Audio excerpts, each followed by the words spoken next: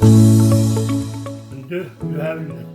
Bu yıl 2022 yılga Beyga Kabıtı Respublika Terülükte 100 yılı. Onda bu ulaqtaq Lonqırıga olara 100 konuk kaldı. Ondan beri de ühäbildän bu 100 konukka para tümsülakını gönderen para bir iki üstülenlik. Ana 100 konuğundan Lonqırıga yağın Ültük üyelaktık, Ültük tanınaktık adamız.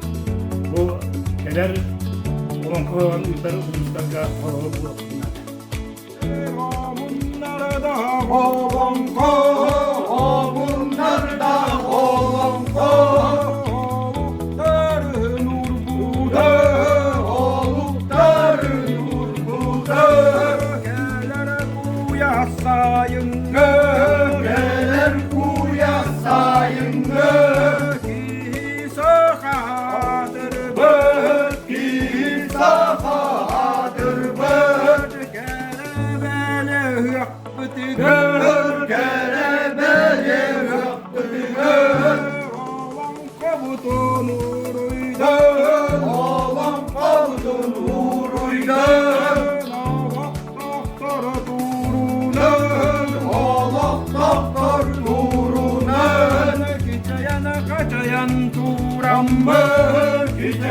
Kaçayan turamı süskünüger olursun süskünüger olursun